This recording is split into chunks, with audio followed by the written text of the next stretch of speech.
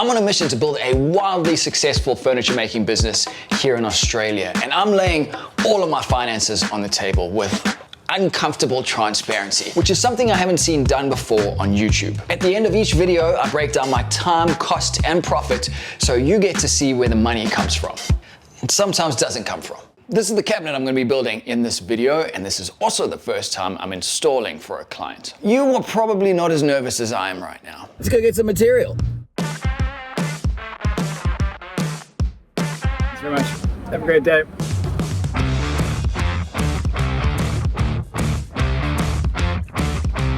We're coming into summer here, which means the big wet season, and last night we had a huge downpour just out of nowhere at around 12 a.m. and the water's actually run through along here, and all the material that I packed away, luckily I put it up on some blocks so the water didn't get into it, because as much as this is moisture resistance, melamine and MDF, it still wouldn't do well with water on it. The problem with it is just that I've got so much going on. So things like organizing material just feels like such a low priority when I've got client builds that I need to get onto.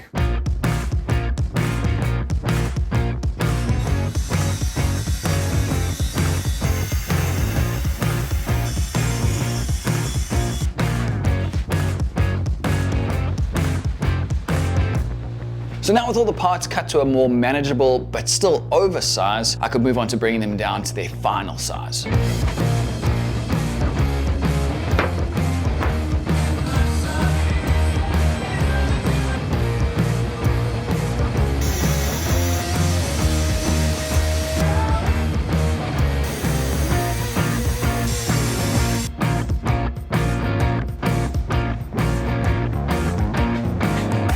Earlier this year, I told you I'd try everything possible to not go to the green and red shed on my projects, but here I am again, using one of their products. Let me explain. Look, at the time of filming, I thought that this was gonna be the main theme and title of the video, but now that I'm at the end, the installation is what I'm gonna run with. So long story short, the client wanted to use this product, even though I suggested some alternatives. That's about it.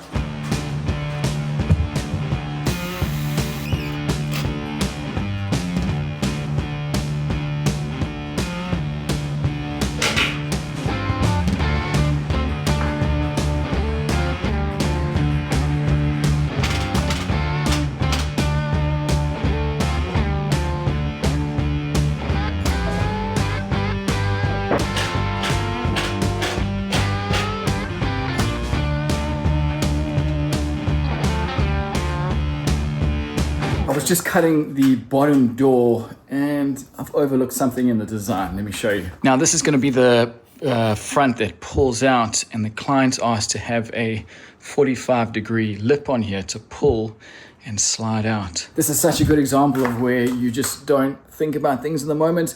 The client asked me on a text, could we do that? And I just said, yeah, that'll be fine. We'll figure it out.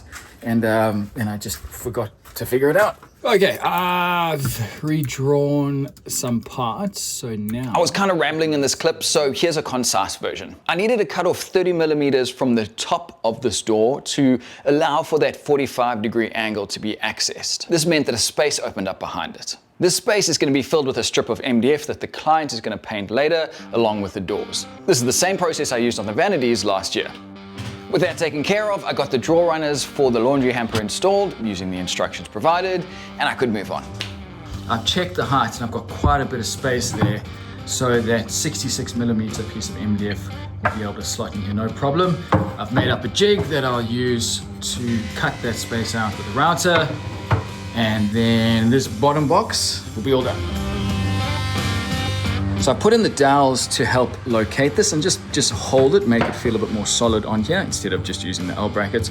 But then the brackets are there to allow it to be removed. It can be really nicely painted and then put back in place. And if the client ever decides to change the color of it, they can pull it off, paint it again, put it back on. Next up, I'm cutting the doors to width. And regardless of any other measurements, these doors need to be the same width. So when you're looking at it, the doors run straight down as one full unit. So because of that, I'm not using any measuring tools. I've just made up this little jig that can be pushed up against the door, and then the track saw pushed up against that. And now I know that from that point to here, and that point to here, it's all the same. It has to be straight. All right, moment of truth. Close, it's not perfect. Probably about 1/2 mil in it. I will say though, once you split that difference between the two, you're not even gonna notice it. I'm calling this a win. Okay, time for big boy pants, installing these concealed hinges from Plumb. Now, anyone who does cabinets will tell you how easy they are to install, and I'm sure after you've done them a couple times they will be, but for someone who's never done them before, the ability to stuff this up is relatively high.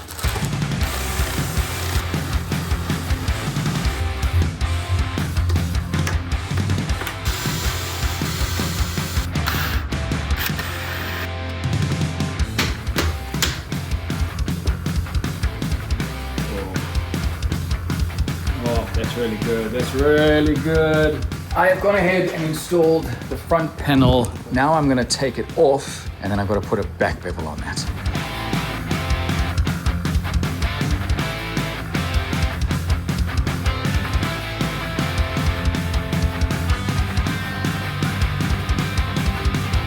At this stage, the cabinets are almost done. The last thing is to put on a coat of paint on this MDF. I also want to do a couple touch-ups in here. Some of the melamine has chipped, so I just need to fix that in a couple of places. And then same again on this one, just get some paint onto these parts. And then it was time for the install. Dan came around to help with the lift. Thanks again, Dan. Not only was this cabinet heavy, but it was also really tricky trying to get it into this tight corner. But eventually we got there. I screwed the two parts together, screwed the whole thing into the back wall, and then the fun began with scribing. I am heading back to the workshop now. That original method that I'd hoped would work, that hasn't. So I've got to now go back and cut a very thin, wide scribe or filler strip. And the easiest way to do that is going to be on the bandsaw. The walls were so far out of Plumb and bowing in and out that there was no way I could attach the cabinet directly to one of the walls like I'd hoped. My only option was to do 2 thin filler strips on either side. And what's really cool is this original filler strip that I made. I'm actually going to be able to just dismantle this and use this as the new filler strip.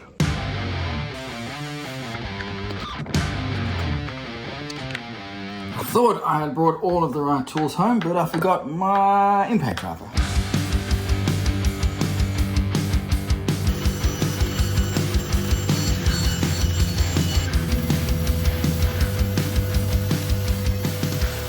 All right, here we go, round 2. Looking back, I got really lucky with this. If I was doing this install an hour out of town, there's no way I would have had this luxury. So 2 takeaways from this. Either know for sure, without any question, that the wall is perfectly straight and true, or assume that every cabinet is going to have a filler strip on both sides. And from what I've read, that second point is pretty much industry standard anyway. That is the left side done. And it looks really good. Next up is this thin side.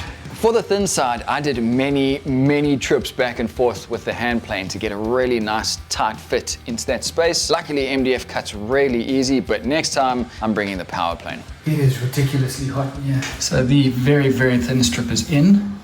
That goes down, opens up quite a bit. That's all good. And I just put the kicker in as well.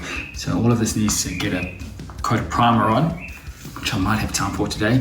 But next up is going to be cleaning everything and then getting the doors on just to make sure it all works. Bloody hell. I was away. I was on the way out the door. And then the client found an issue with it. And it's a valid issue.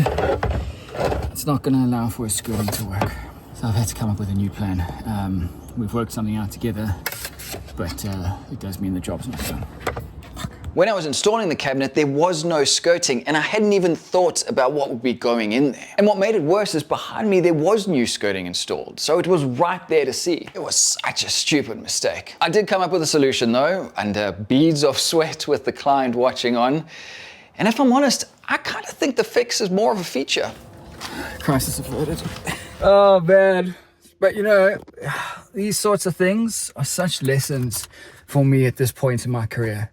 I'm not used to things going wrong, particularly not while I'm client facing. So to have to deal with this is good. This is the type of like hurdles that you just have to go through to become a better cabinet maker and furniture maker. And I've got to be honest, he was such a champ, that client. He could have been a total dick about it, but he wasn't. We problem solved it together. He's a carpenter as well, so he could just lay it into me, but we solved the problem together. I was able to fix it in the moment. So I'm trying not to think of I fucked this up. Rather, we found a problem, we solved it. That's a win.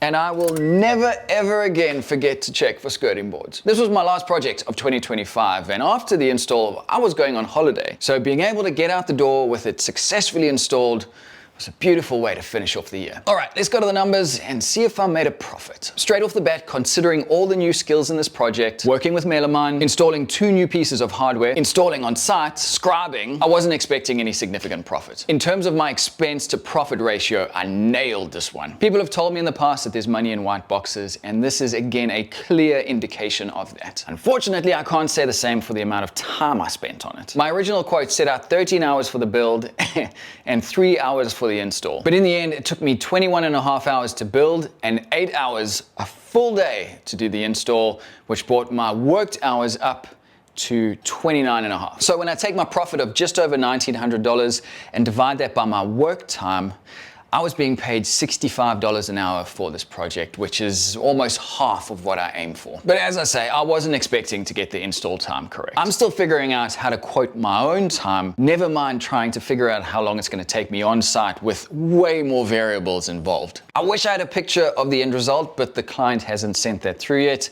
If she does, I will post it to this channel. Now, if you want to see the last time I worked on a cabinetry project, you can click or tap right here.